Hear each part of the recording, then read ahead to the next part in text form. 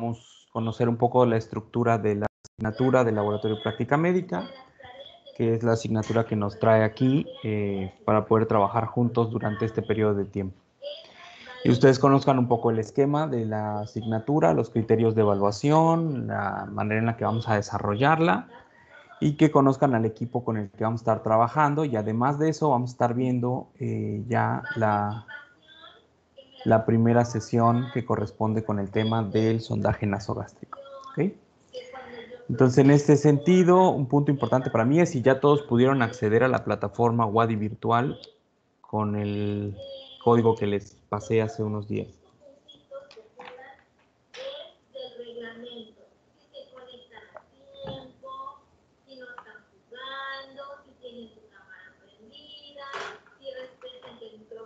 Todo bien con eso, ¿verdad? ¿Sí pudieron acceder a eso?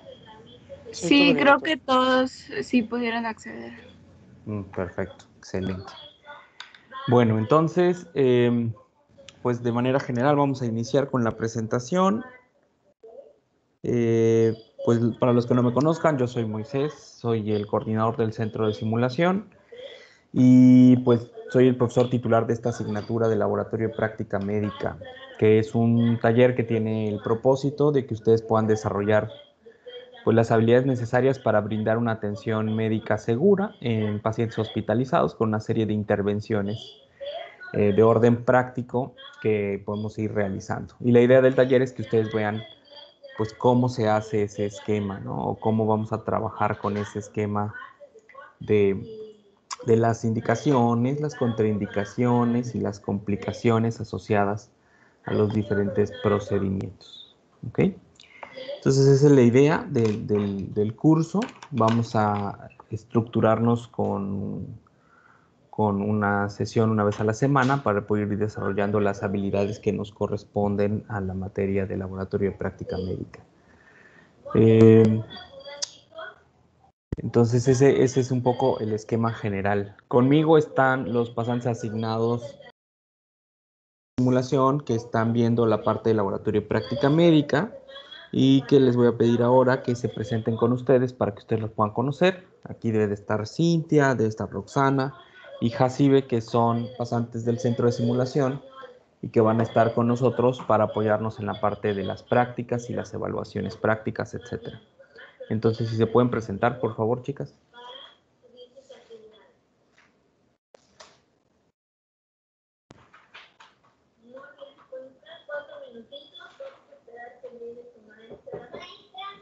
Jacibe, ¿estás por allá?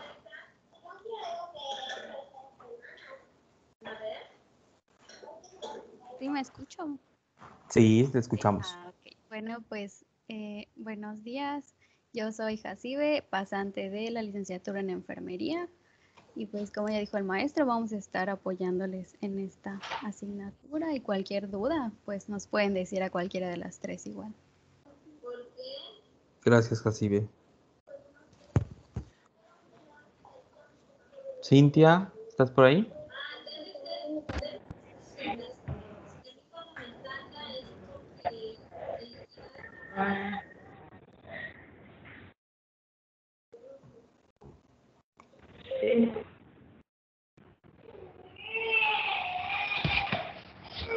Creo que ya. Hola, buenos días. Soy Cintia Tamay, pasante de medicina, y pues es un gusto estar aquí. Pues, como comentó Jacibe, cualquier cosa que necesiten pueden apoyarse en nosotros. Estamos aquí para ayudarlos y pues para compartir lo poco o mucho que nosotras sabemos sobre los diferentes temas. Gracias, Cintia. Roxana, ¿estás por ahí?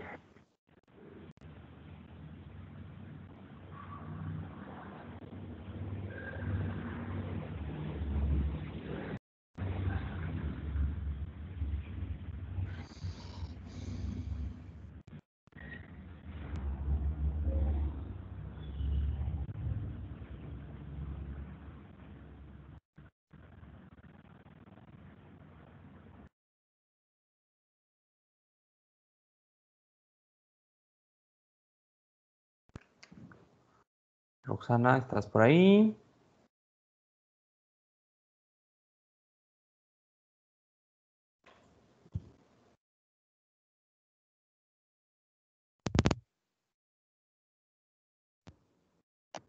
Hola, no te escuchamos.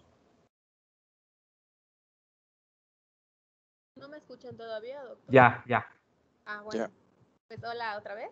Soy Roxana Ciao y pues aquí pasante de la Facultad de Medicina y pues aquí les vamos a estar apoyando en el laboratorio de práctica médica. Cualquier duda, pues con confianza pueden venir con nosotros.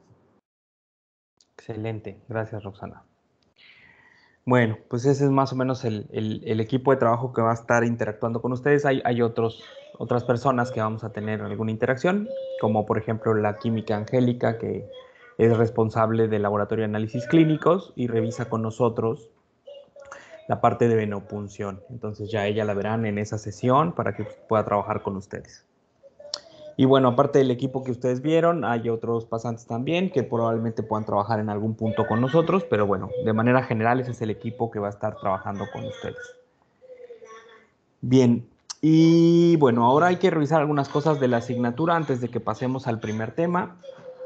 Muy importante con respecto a la asignatura, pues es que hay una serie de contenidos que tenemos que desarrollar.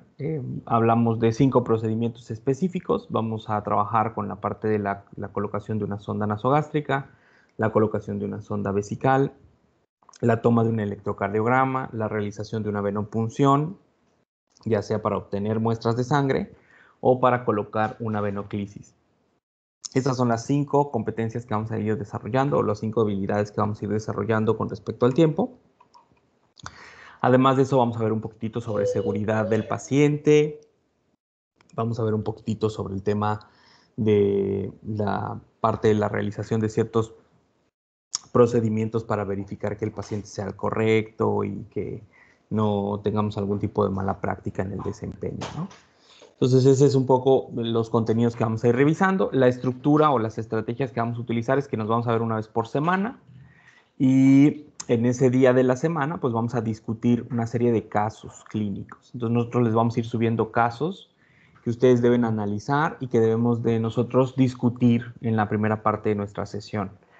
El propósito de los casos no es hacer diagnósticos, sino poder identificar en ellos un poco de la estructura general de lo que ocurrió con respecto al procedimiento. Es decir, ver si ese paciente tiene indicaciones, qué contraindicaciones, qué complicaciones puede tener asociadas al procedimiento para realizarse en esa situación. ¿Okay? Entonces, cada uno de los 3 pacientes presentará algunas indicaciones, contraindicaciones o complicaciones que se pueden asociar a la técnica que revisemos. En este caso será, por ejemplo, el sondaje nasogástrico. Entonces, lo que vamos a revisar es qué características de cada uno de los pacientes están presentes, ¿no? Después de haber discutido sobre la indicación del procedimiento en cada uno de los 3 pacientes que tenemos, vamos a pasar a la segunda parte, que es la toma de la decisión de a quién de los 3 pacientes vamos a atender primero con el procedimiento específico que hemos determinado que es el correcto, por ejemplo, el sondaje nasogástrico. Entonces vamos a discutir y vamos a definir a quién de los 3 pacientes sería el más adecuado para poder atender a través de ese procedimiento. Cubierto este segundo aspecto, vamos a pasar a la parte de la demostración técnica, y en la demostración vamos a observar un video. Este video nos va a permitir observar cómo se está desarrollando este procedimiento, es decir, qué material están utilizando, cuál es la posición que debe tener el paciente, qué tipo de preparación hacen antes de interactuar con el paciente, qué tipo de preparación hacen con respecto al material y los pasos o la secuencia de pasos que hay que hacer para poder realizarlo. Eso lo vamos a ir viendo con un videíto que vamos a ir pausando y vamos a ir discutiendo pues paso por paso. ¿Okay? Y una vez que hayamos cubierto eso, pues entonces ya ese tema queda abierto. Y en la plataforma hay unos ejercicios prácticos que se van a estar liberando desde el punto de vista teórico, que son como un tipo de examencito en donde les van a preguntar pues qué posición debe tener el paciente, cuál era la indicación para el procedimiento, qué material voy a usar, cómo lo tengo que preparar, cuántas fijaciones voy a hacer, en dónde los voy a poner, cosas de ese tipo. Y eso nos va a ir liberando los contenidos de cada una de las habilidades que necesitamos desarrollar. Una vez que desarrollemos todas, entonces los días de clase se van a transformar en prácticas. ¿Okay? Y en ese sentido, pues lo que vamos a hacer es organizarnos en grupos pequeñitos para que los pasantes nos atiendan y hagamos una práctica sobre un procedimiento específico, como por ejemplo el sondaje vesical o el sondaje nasogástrico o la venopunción. Y eso nos va a ir preparando para la parte de la evaluación práctica de la asignatura. Entonces, ¿hasta aquí hay alguna duda?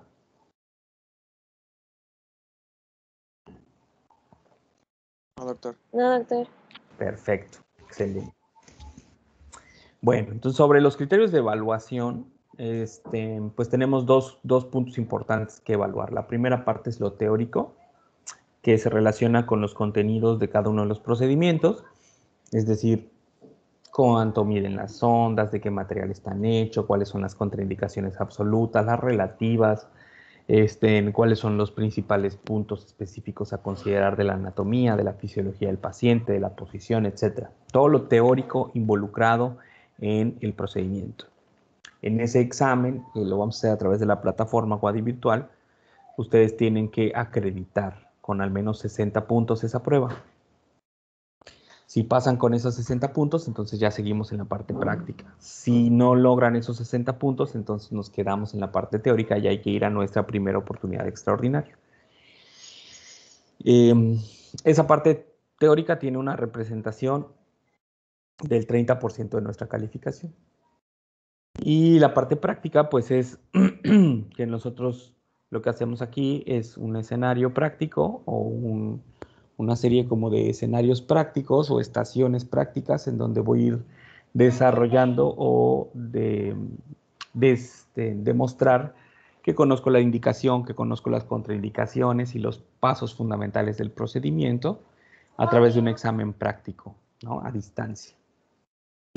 Y eso es lo que va a estar haciendo durante las prácticas, ¿no? Vamos a estar haciendo un ejercicio muy parecido para que al final yo pueda realizar al menos pues 3 de los 5 procedimientos que me tocaron en el taller. Y esa lista de cotejo del procedimiento la debo tener perfecta, con 100, ¿ok? Con todo bien. Y eso representará el 70% de mi evaluación.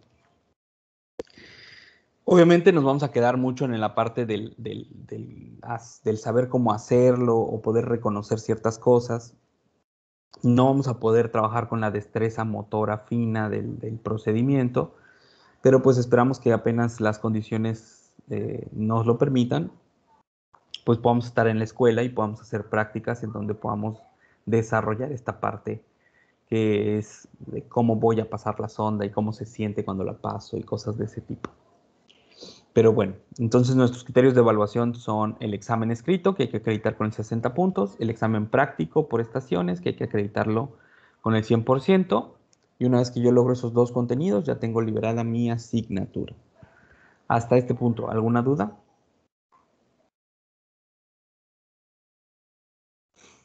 No, doctor. No, doctor. No. Excelente, muy bien. Los extraordinarios aquí están de alguna manera ligados, es decir, si yo no logro el contenido teórico, pues no hay evaluación práctica, ¿no? No puedo realizar la evaluación práctica. De tal suerte que si yo no acredito esa parte por la primera instancia o mi ordinario, me voy a mi primer extraordinario, sin haber presentado práctico ordinario, sino que me voy a mi primer extraordinario. Y una vez que yo apruebe ese primer extraordinario, si lo aprobé a la primera, pues entonces ya tengo mi oportunidad práctica de presentar, ¿no? Pero si me voy a la segunda o a la tercera, pues se va reduciendo el número de veces que tengo para poder realizar la parte práctica del procedimiento, que es en donde generalmente se complican las cosas, ¿no? Lo teórico es muy sencillo. A veces nada más es cuestión de leer un poquitito los contenidos que vamos a estar revisando para ver la asignatura conforme vamos evolucionando en nuestra trayectoria de clases, ¿ok? Entonces ese tema de los extraordinarios es muy importante que lo tengan muy claro y que estén conscientes de que parten de la idea de un teórico que debe de ser aprobado, ¿ok?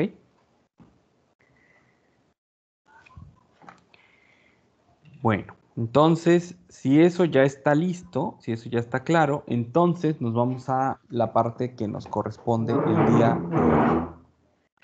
Y lo que nos corresponde hoy es poder revisar a nuestros primeros 3 pacientes que nos fueron presentados en la plataforma. Entonces, nos podrían, a ver, vamos a pedirle a alguien que nos ayude con la lectura del caso clínico de la cama 1. Lilian, ¿nos puedes ayudar con eso? ¿Nos puedes presentar el caso clínico 1? Por favor.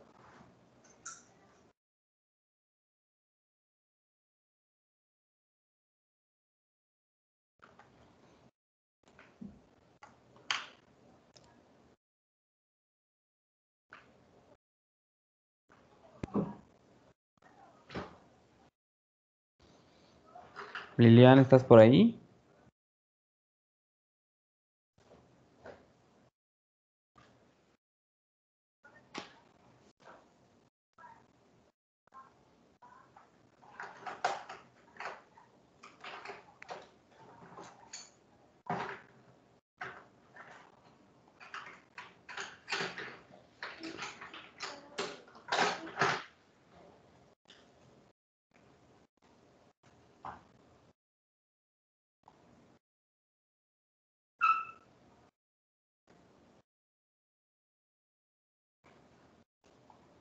Muy bien, creo que Lilian no está. Atala, ¿puedes ayudarnos, por favor, presentándonos el caso 1?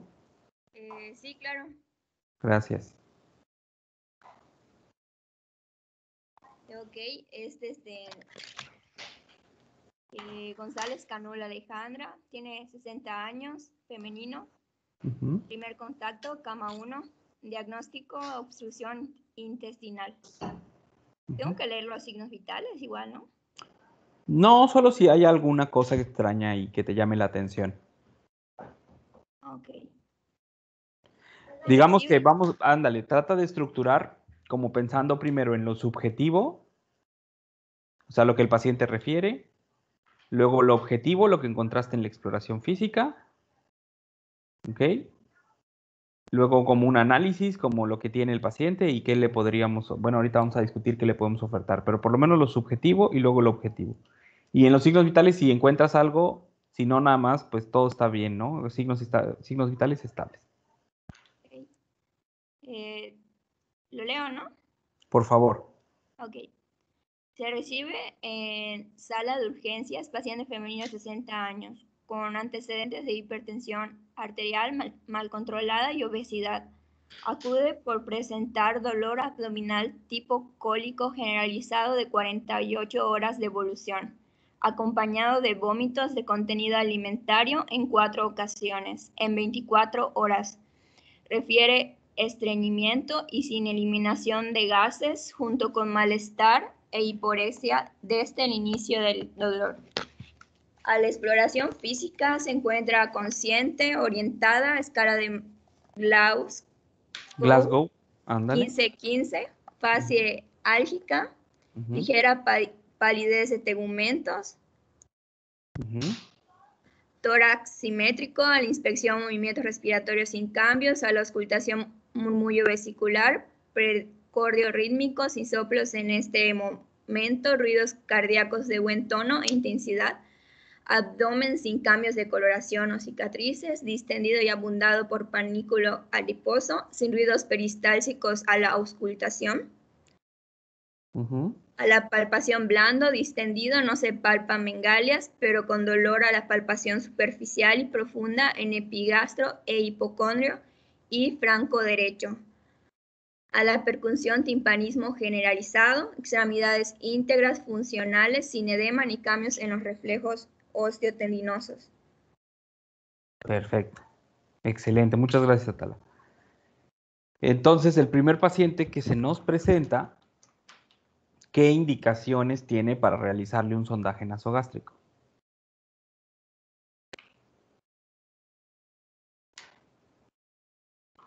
¿Cuál sería el propósito de ponerle una sonda nasogástrica a este paciente? ¿Por qué creen que sería necesario?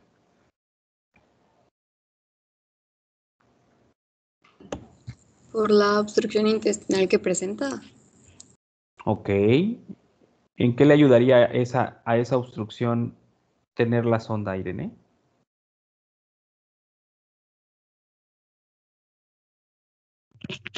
Para ver el contenido.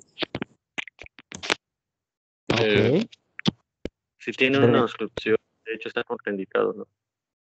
Si tiene una obstrucción, está contraindicado, dice Milton. En Bueno, cualquier creo que la obstrucción. obstrucción total nada más. Ándale, una obstrucción total. Y aquí estamos ante una situación de ese tipo. ¿Lo podemos determinar ahora? No, ¿verdad? Pero sí es importante lo que dice Milton. Hay condiciones en la obstrucción, dentro de la obstrucción, en la que no se puede utilizar, ¿no?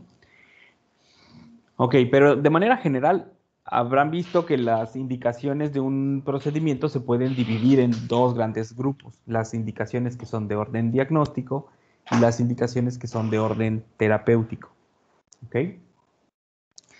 Y la diferencia, pues, es para qué la vamos a utilizar o cuál va a ser el impacto que va a tener este procedimiento o este material que vamos a intervenir en nuestro paciente.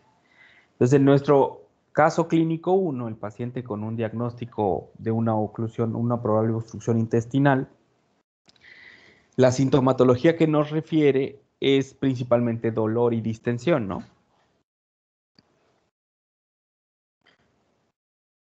Sí. Entonces, y esa distensión se está dando pues porque el paciente no ha podido canalizar gases. ¿Ok? Y entonces, y tiene datos en la exploración física que nos hacen pensar que el problema principal de este paciente ahora es esta distensión que tiene y por eso tiene dolor y por eso tiene manifestaciones. Porque no es que le esté regresando el contenido fecal, como por ejemplo tuviera vómitos fecaloides o alguna cosa de este tipo, en donde definitivamente está totalmente obstruido y está regresando por completo ese contenido, sino que hay distensión porque el gas que está ingiriendo el paciente con la deglución y otras cosas, pues está quedando ahí, ¿no? Y eso lo está molestando mucho. Entonces, la indicación de la sonda en este sentido tendría un orden de tipo terapéutico, ¿no? Cuando nosotros pongamos la sonda, lo primero que vamos a poder liberar ahí no es el contenido del intestino, o por lo menos no ese es el propósito primario, sino liberar el gas que le está causando distensión y molestias asociadas a esa distensión a nuestro paciente. ¿Ok? Okay. Sí, En ese sentido, ¿tenemos alguna duda ahí en ese punto? ¿Para qué va a servir la sonda en este paciente entonces? Con un fin terapéutico, ¿no? Vamos a utilizarla para reducir un poco la sintomatología que tiene el paciente. No va a resolver la obstrucción, ¿ok? No va a resolver el problema del paciente. No nos va a ayudar a diagnosticarlo, ¿no? No vamos a poder saber a partir de colocarle una sonda si está obstruido o no el paciente. Pero vamos a poder ayudar un poco a mejorar la sintomatología asociada al caso, ¿ok? Entonces, esa sería la indicación que tiene este paciente para el procedimiento. La indicación es la liberación del gas o de la distensión y la sintomatología que tiene el paciente. Ahora, considerar el tema de que puede haber contraindicaciones. ¿Cuáles son las contraindicaciones más frecuentes de la sonda nasogástrica? Bueno, lo pudieron revisar, ¿no? Hay unas que son absolutas, otras que son relativas. ¿Alguien me puede decir una absoluta? Atresia esofágica. Atresias, ese es un tema. Y hemorragia en el caso de varices esofágicas, ¿no? Sí. Claro. Entonces, atresias, ya sea a través de por donde va a pasar la sonda, en cualquier región en donde tenga que pasar la sonda y no pueda pasar, pues eso se convierte en una contraindicación absoluta porque no podemos pasarla. Por el otro lado, también está todo este tema de que el paciente tenga alguna mayor probabilidad de lesión con el paso de la sonda, como por ejemplo mayor riesgo de sangrado por epistaxis, mayor riesgo de sangrado por varices esofágicas, porque el tejido esté distendido, esté friable o esté edematizado. Esas razones son las que vamos a ir considerando como contraindicaciones absolutas. En este caso, ¿este paciente tiene alguna de esas?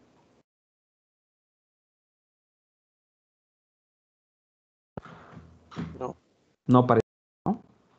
Pareciera más que estamos ante alguna contraindicación relativa que hay que ir valorando. ¿Y por qué es absoluto y relativo? Porque dependerá del riesgo-beneficio que le vamos a dar al paciente. Es decir, Cuando yo voy a colocarle un material a mi paciente y voy a utilizar algo para poder atender su situación de salud, tengo que balancear dos cosas importantes.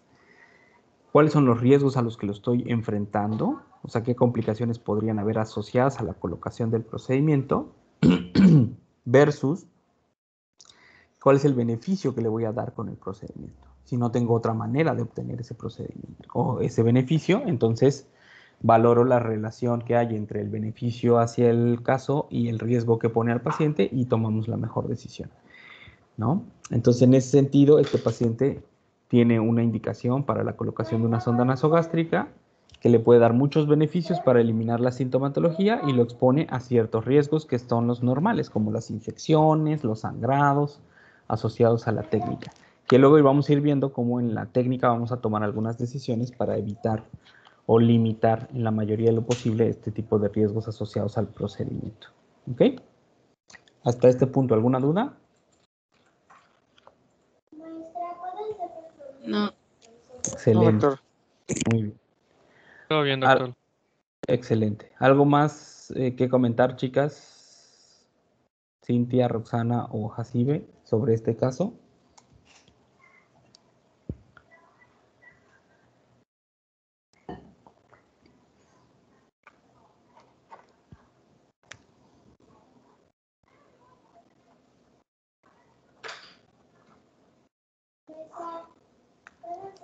Ok, entonces, Atala, nos escuchamos. Y, por ejemplo, si tiene una congestión nasal o una alergia, ¿se le puede poner la sonda? Si la obstrucción es como, por ejemplo, por secreción, dices, por moco y esto. Que está inflamado todo su nariz. Sí, tú tienes que ir valorando. De hecho, cuando hacemos el procedimiento, una parte importante es la valoración de la permeabilidad de las narinas. Por ejemplo, si el paciente tuviera alguna desviación, algún antecedente traumático, algún antecedente quirúrgico, un caso de una rinitis, ¿no? Que los corneas estén inflamados o algo por el estilo, pues es un poquito más de riesgo, pero si el beneficio es mayor, pues entonces hay que aplicarlo. Y vas a evaluar eso, pues valorando cómo él puede inhalar, ¿no? Le pides al paciente, le obstruyes una narina, y le pides que inhale, le obstruyes la otra, inhale, y entonces puedes trabajar con eso. Y el tema de las secreciones, algunas veces es necesario hacer una cierta limpieza de esas secreciones, el paciente pedirle que pueda sonarse la nariz, luego nosotros limpiar un poquitito con el exceso de, a veces que hay ahí un poco de secreción, o a veces hay un poco de restos de polvo, depende de qué condiciones tenga el paciente, ¿no? Entonces se puede limpiar eso antes de realizar el procedimiento. No es una rutina, como por ejemplo la limpieza que hacemos en la sonda vesical, pero es una recomendación que puede utilizarse cuando tengamos un paciente con esas condiciones.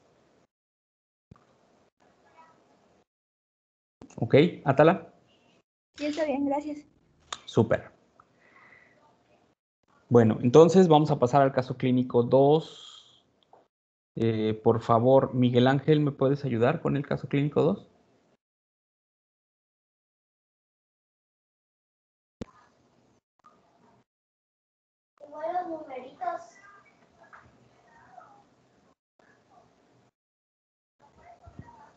Miguel Ángel, ¿estás por ahí? ¿Nos puedes leer el caso clínico 2, por favor? Sí, doctor. Ahí te lo Gracias. leo. Gracias. Es nombre, Lara Pérez Rebeca, 19 años, mujer, servicio primer contacto, cama 2 y diagnóstico intento de autolisis. Se recibe en sala de urgencias a paciente femenina de 19 años por presentar cuadro de 1 hora de evolución caracterizado por pirosis, náuseas y hematesis en 2 ocasiones, acompañada de cialorrea, odinofagia y disfonía, junto con dolor abdominal tipo quemante. Refiere inicio de los síntomas tras ingerir un vaso de sustancia cáustica, ácido clorhídrico. A la exploración física se encuentra consciente pero confusa. Escala de Glasgow 12 de 15.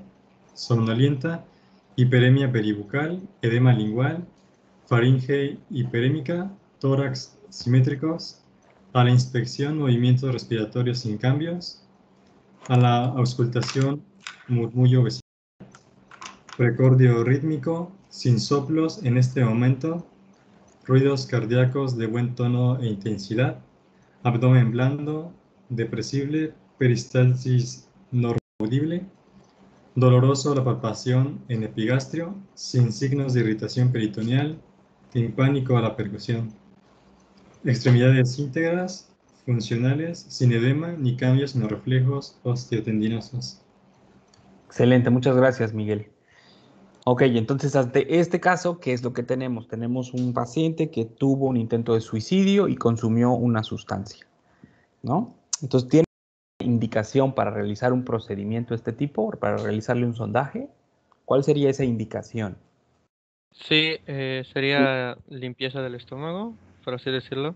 Ok, un lavado gástrico. Un lavado gástrico. Un lavado gástrico puede ser un tema importante, pero tiene hematemesis, entonces ya sería un riesgo. Exacto, ahí es importante pensar en el cuadro clínico del paciente.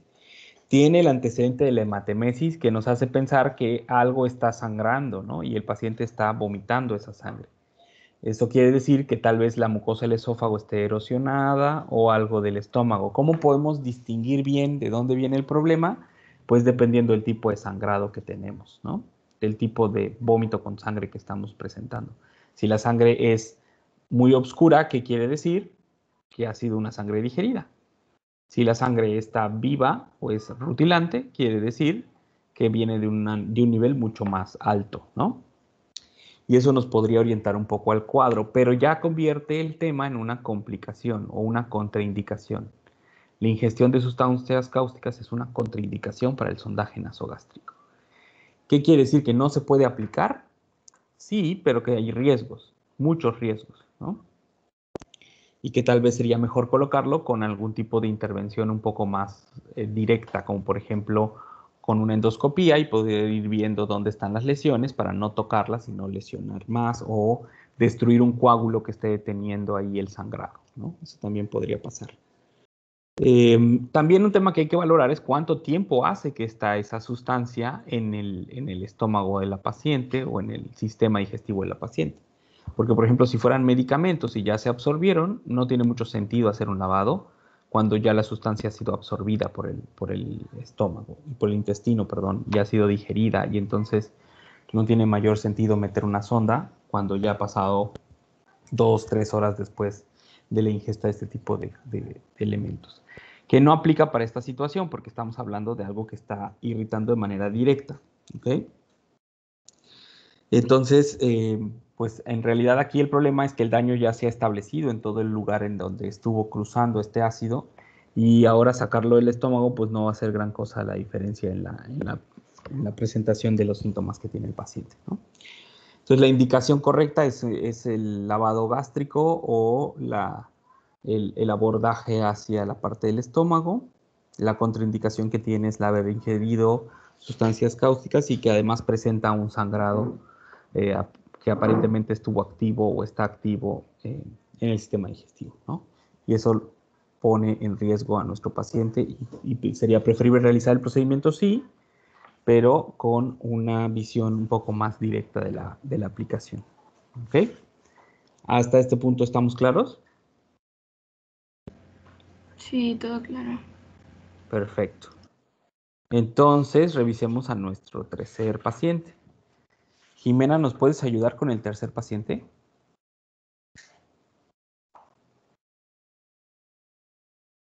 Sí, claro. Gracias. Nombre, Arjona Zul Daniel. Edad, 62 años. Sexo, hombre. Servicio, urgencias adultos. Cama 3, diagnóstico, pancreatitis aguda. Se recibe en la sala de urgencias a un paciente masculino de 62 años que acude por presentar dolor epigástrico irradiado a la espalda, intenso y continuo de 24 horas de evolución, acompañado de náuseas, vómito de contenido gastroalimentario en cantidad de 4, febrícula y distensión abdominal. El paciente menciona que su orina es de color café oscuro. A la exploración física se encuentra consciente, orientado, escala de Glasgow 15-15, EVA de 8/10, fase álgica, palidez de tegumentos. Se observa desviación de tabique nasal hacia la izquierda junto con epistaxis en el mismo lado. Tórax simétricos. A la inspección, movimientos respiratorios sin cambios. A la auscultación, murmullo vesicular. Precordio rítmico, sin soplos en este momento. Ruidos cardíacos de buen tono e intensidad. Abdomen distendido, ruidos peristálticos disminuidos, con dolor a la palpación leve y profunda en epigastrio e hipocondrios. A la percusión, timpanismo generalizado. McBurney, Murphy y Giordano negativo. Extremidades íntegras, funcionales, sin edema ni cambios en los reflejos osteotendinosos. Llenado capilar de 3 segundos. Excelente, muchas gracias, Jimena. Entonces, ¿qué indicación tendríamos en este paciente para poder colocar una sonda nasogástrica? ¿Alguien tiene claro eso?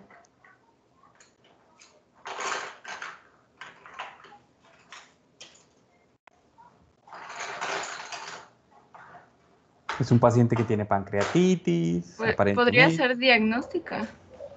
¿Diagnóstico como en qué sentido, Paula?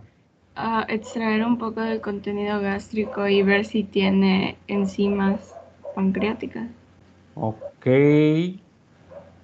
sí podría ser una opción.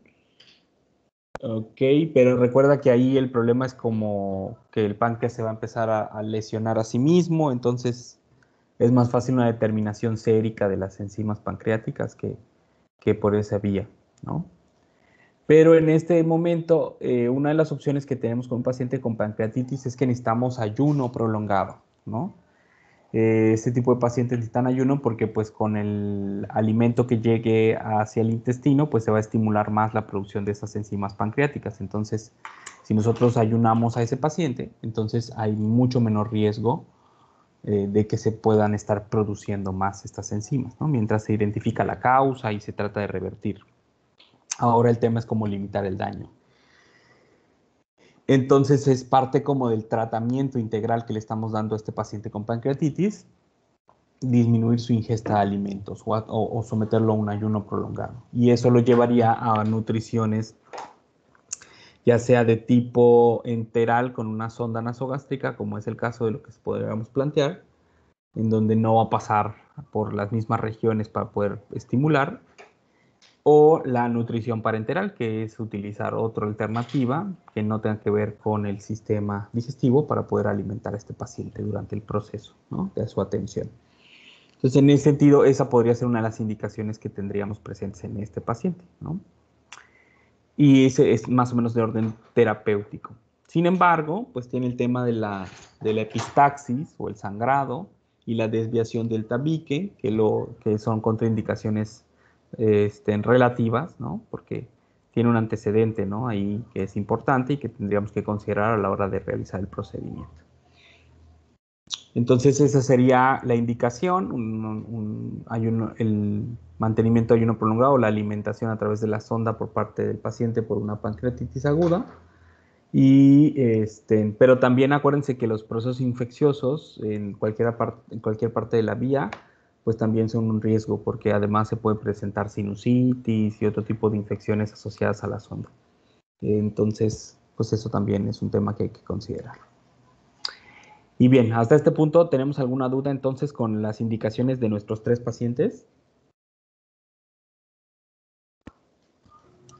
Todo claro. Oh, no, todo claro. Vi una mano levantada, es de... Todo claro. A ver...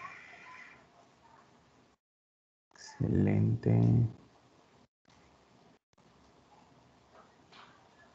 Ya no.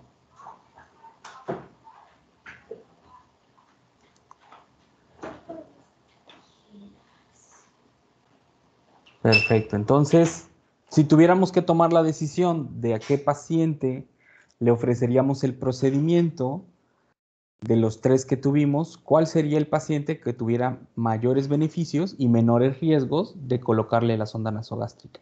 Tratemos de jerarquizar a quién atenderíamos primero, al paciente de la cama 1, al de la cama 2 o al de la cama 3. Creo que el de la cama 1 tiene menos contraindicaciones. Ok.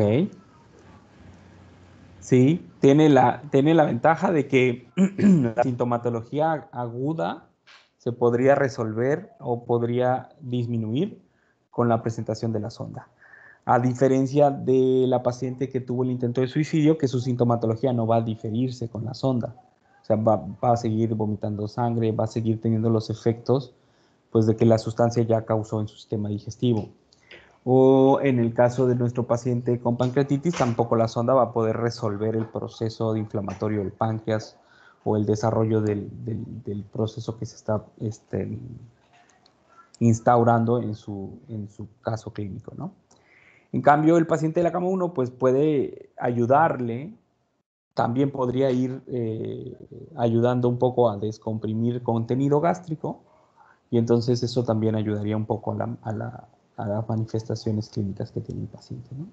Entonces él tendría el mayor beneficio con la menor cantidad de riesgos versus los otros dos en donde tenemos el riesgo del sangrado o de colocación de falsas vías por el edema de la vía, o que tendríamos el riesgo de sangrado superior y epistaxis asociado al procedimiento en el paciente con pancreatitis, ¿no? Y que además podríamos obtener otros beneficios a través de otras vías. Entonces, en ese sentido, ese sería el paciente al que estaríamos atendiendo como primera opción. Y de ahí tal vez nos iríamos a cuál, al paciente que tiene pancreatitis o a la del intento de suicidio. Probablemente al del intento de suicidio. ¿Por qué crees eso, Pau? Porque es más peligroso, pone más en riesgo la vida, porque ya tenía ratos y ya empezó a vomitar sangre, entonces porque ya tiene rato desde que se tomó el ácido clorhídrico. Entonces podría no solo estar comprometido el esófago, sino el estómago u otros órganos. Y pues por eso diría yo. Ok, sí, el compromiso vital es mucho mayor en este paciente, bueno, que de los tres, ¿no? Pero muy probablemente esta paciente ya la tendrán que someter a algún procedimiento endoscópico para ver qué tanto fue la lesión y cómo se puede resolver. Entonces, en ese sentido, creo que tendría más impacto en la atención del paciente en el paciente con pancreatitis que en la paciente con intento de suicidio, porque el daño ya está hecho, no sé si me explico. O sea, cuando pasó el ácido ya lesionó esa parte y ya no la puedo resolver.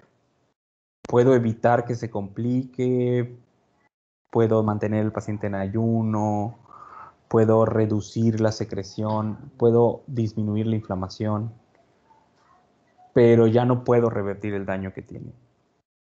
Y en el caso del paciente con pancreatitis, si sigue deglutiendo, sigue comiendo, si sigue estimulándose, puede incrementar el daño que tiene y al ponerle la sonda puedo disminuir eso.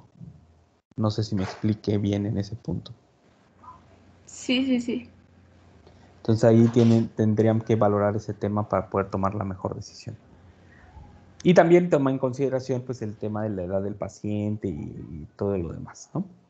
Pero bueno, ese es un poco el ejercicio que quería que hiciéramos para poder realizar esta parte del procedimiento de la colocación de una sonda. Ok, y cuéntenme, ¿será que a todos los pacientes, si a todos les tuviéramos que poner una sonda, a todos los pacientes se las pusiéramos igual? Es decir, todos serían igual, les ponemos una bolsita para que derive la secreción y para poder ir recolectando. O algunos de ellos tienen que usar algún tipo de drenaje o estar con la sonda tapada o cerrada o pinzada.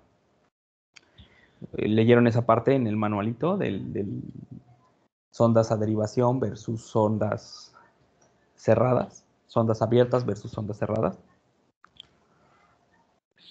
Según tengo entendido, variaría dependiendo de qué es lo que queremos hacer con ese procedimiento de la sonda nasogástrica.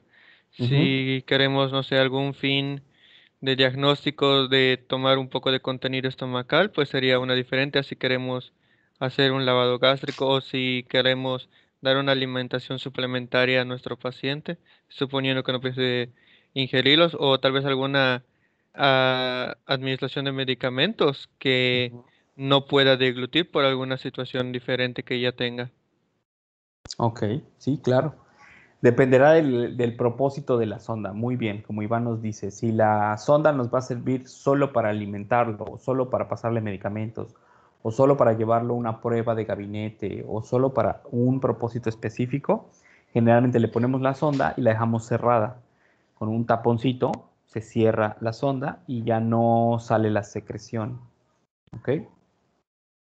Si lo vamos a utilizar para un lavado gástrico, pues hay que ponerle solución y drenar luego esa solución que hemos puesto y volver a poner y volver a drenar para poder ir sacando ese contenido. También no necesariamente está con una bolsa de derivación, sino que puede estar cerrada y le ponemos la bolsa para drenar y le ponemos la bolsa para meter, para drenar, para meter, para drenar.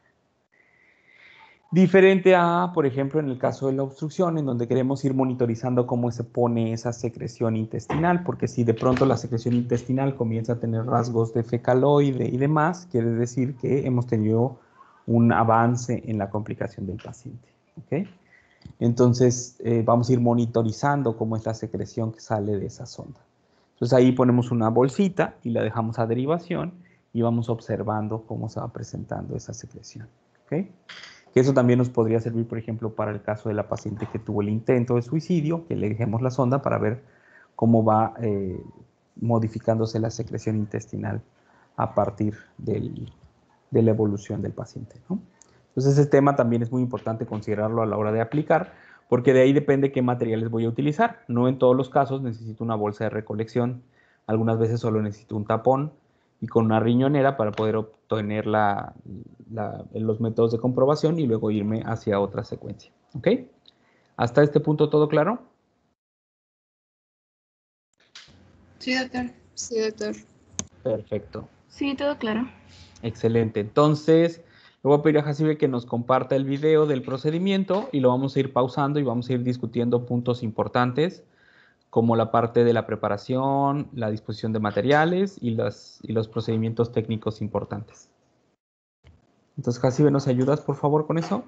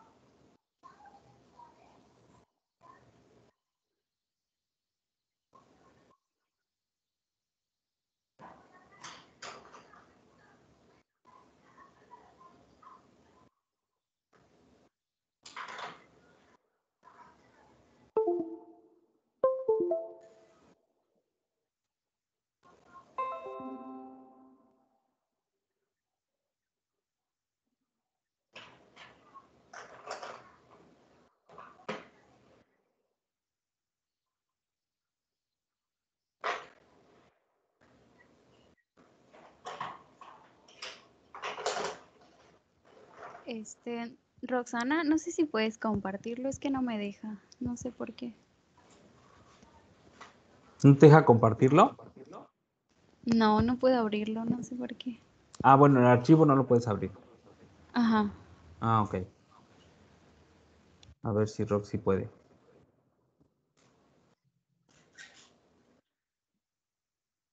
Tienes que dejar de compartir, así ve. Porque estamos viendo tu pantalla, eso.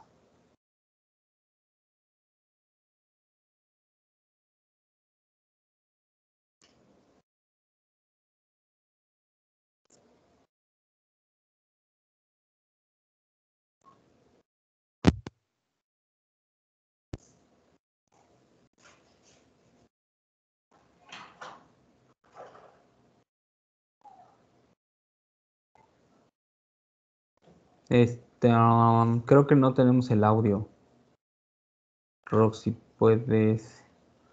Deja de compartir y cuando le das compartir le pones la palomita con el audio de la computadora para que te salga.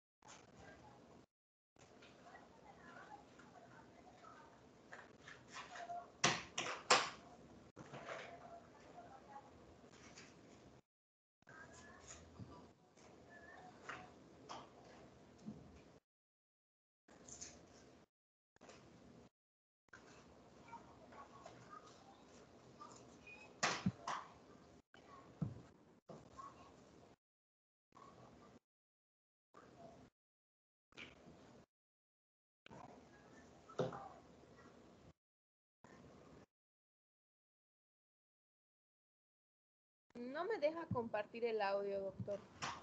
Ah, Chihuahua. ¿No te sale la palomita? Sí me sale la palomita y lo pongo, pero luego me saca. Lo voy a volver a intentar. Tal vez el tipo de reproductor igual.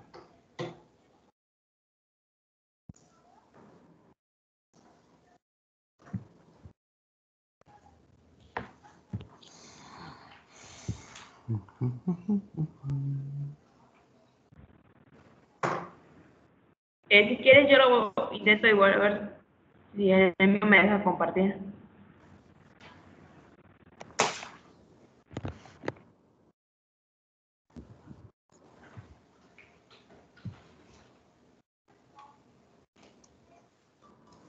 ¿Sigue sin escucharse? Ya, se escucha bajito, pero ya.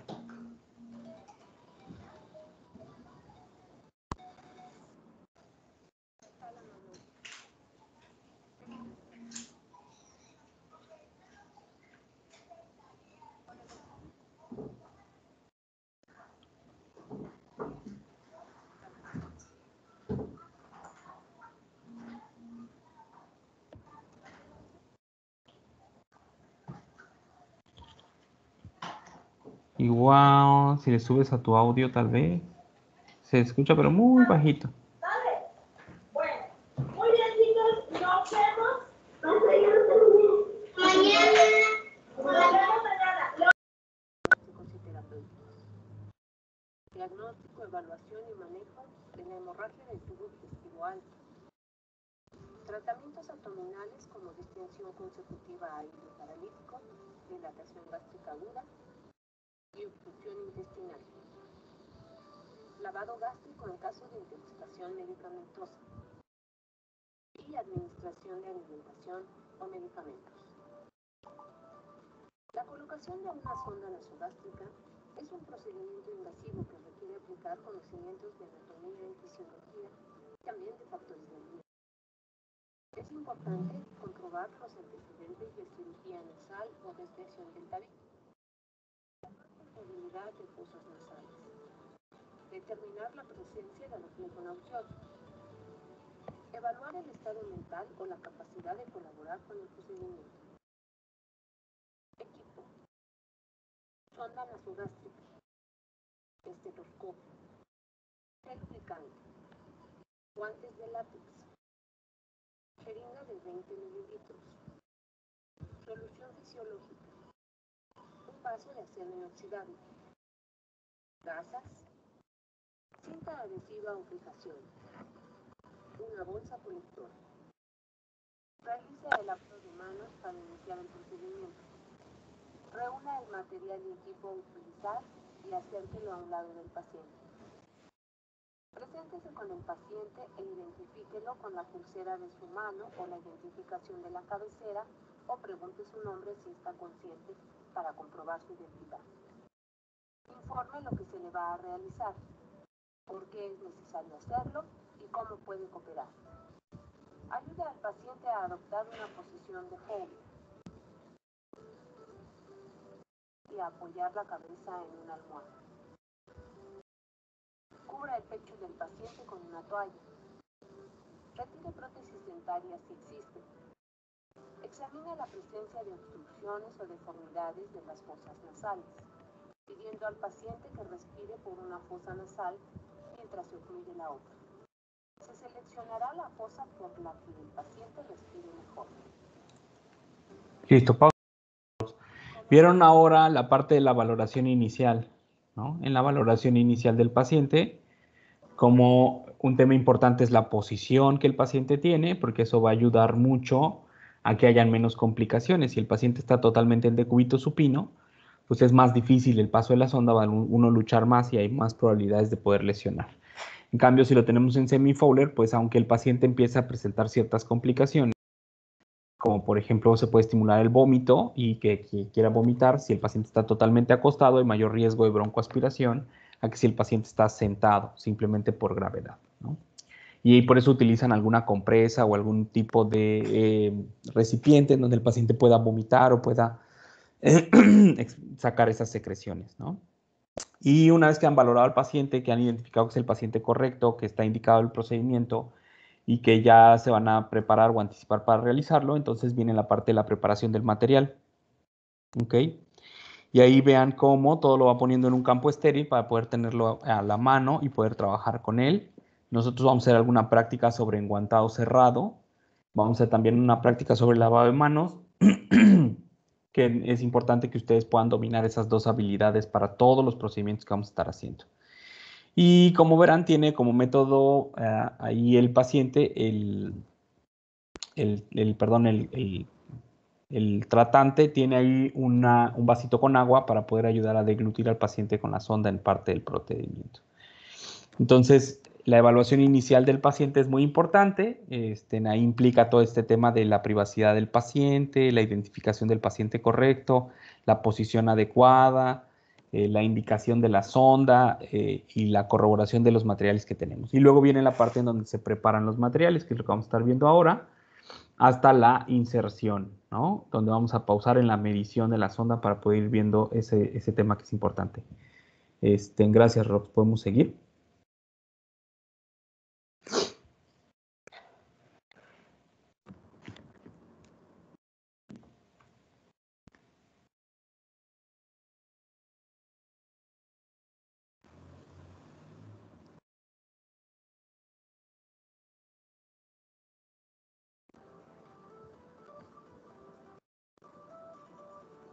Colóquese los guantes.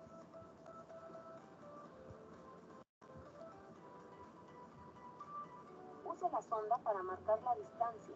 Mida de la punta de la nariz del paciente hasta el lóbulo de la oreja y después del lóbulo de la oreja hasta la punta del apéndice sifoides.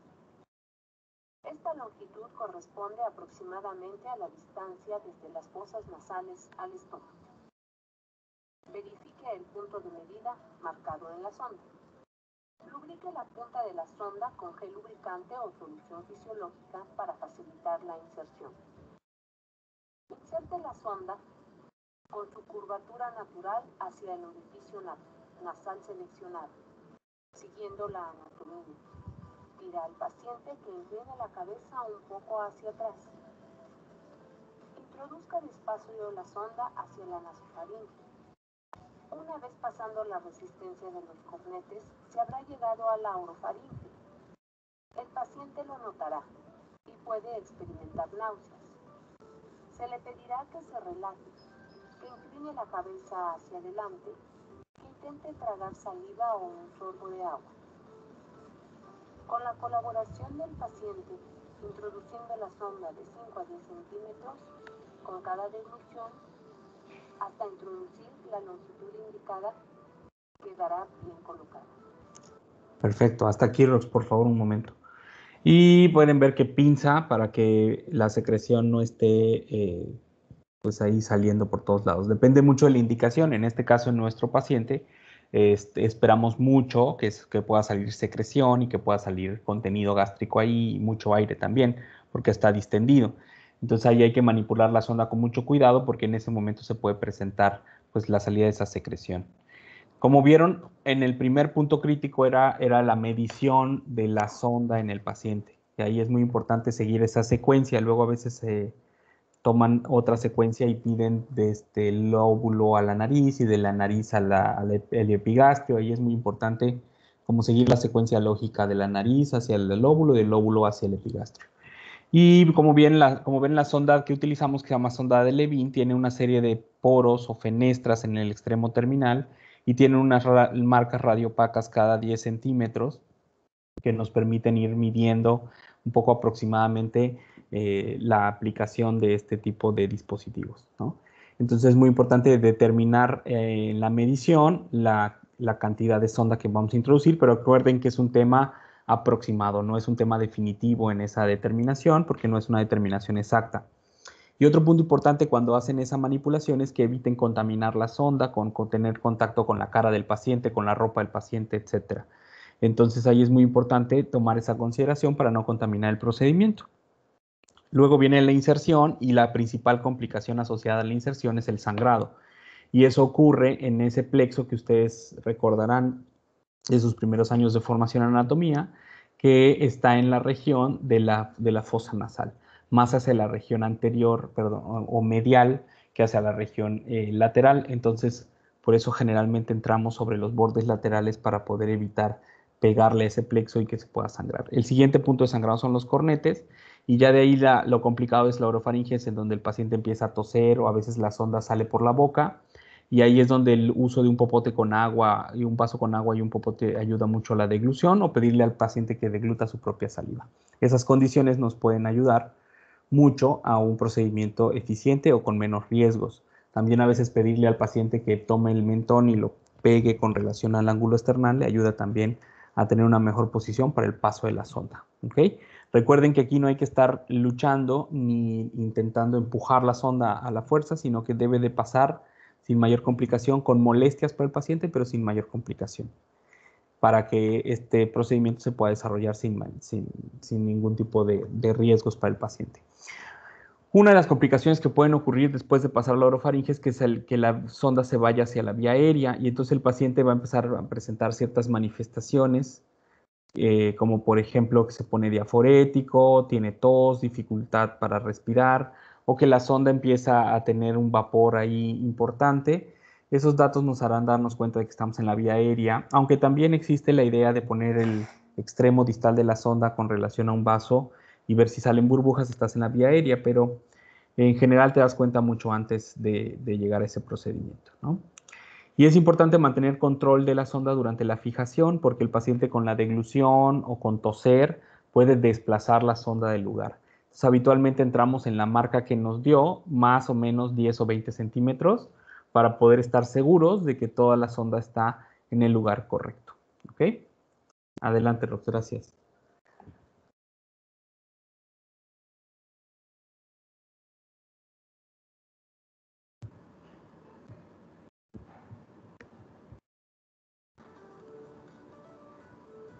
La presencia del contenido gástrico o la presencia del aire al introducir el extremo de la sonda en el vaso de deglución indicarán la correcta colocación. Valore la coloración del paciente, sus gesticulaciones y su estado. Pide la sonda a la nariz sin ejercer presión contra su ala. La manera de hacerlo es tomar una cinta de tela adhesiva de aproximadamente 10 centímetros, la cual se corta longitudinalmente hasta la mitad. El extremo que no está dividido se fija a la nariz. Los extremos que están divididos se enrollan alrededor de la sonda. Primero uno y luego el otro. Posteriormente tiraremos suavemente de la sonda para comprobar que no se desplaza.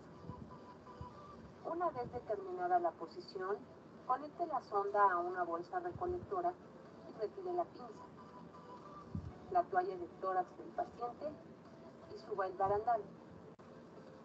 Fije la bolsa a uno de los barandales de la cama. Si ha concluido el procedimiento, retire y deseche guantes y material sobrante. Lávese las manos. Hasta aquí hemos concluido el procedimiento. Esperamos sea de utilidad y nos vemos hasta la próxima. Muy bien, excelente, gracias Rox.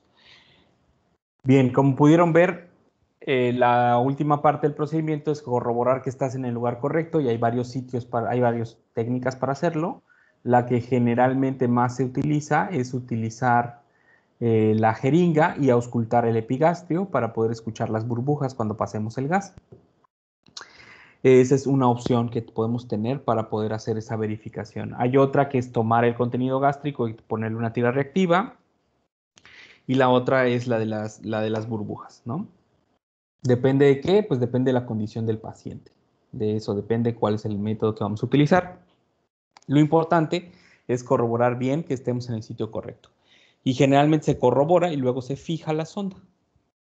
Y nosotros utilizamos dos fijaciones, tanto la fijación nasal como una fijación clavicular, que nos ayuda mucho a tener en posición esa sonda durante todo el mantenimiento del procedimiento. Y en la fijación clavicular le ponemos un membrete en donde está pues, el nombre de quien la colocó, la fecha en la que se colocó para este tema de saber cuánto tiempo lleva el paciente con la sonda y demás.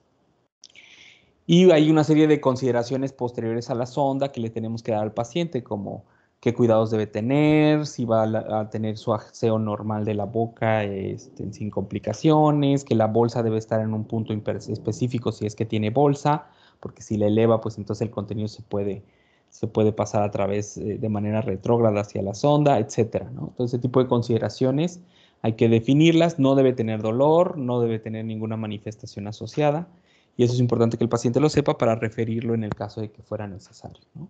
Y generalmente enfermería trabaja mucho con la sonda, con el tema pues de la limpieza o la aplicación de ciertos medicamentos o de alimento, y luego hay una limpieza de la misma, hay una movilización para evitar que se generen adherencias, etcétera.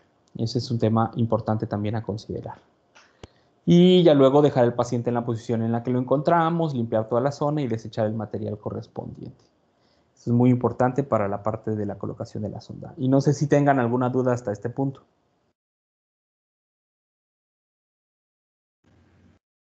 No, todo bien. Perfecto. Doctor, ¿la mejor posición es que el paciente esté sentado?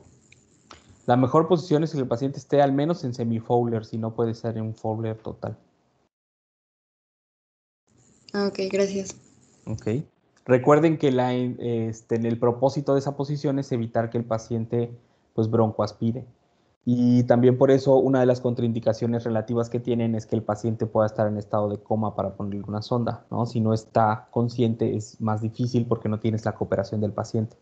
Entonces tienes que manipular un poquitito mejor y hay más riesgos de que hayan broncoaspiración porque el paciente esté inconsciente. ¿Alguna otra duda?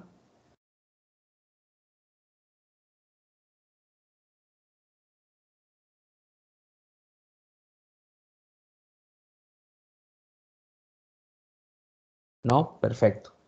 Bueno, entonces si ya está todo claro, con eso terminaríamos la parte del sondaje nasogástrico.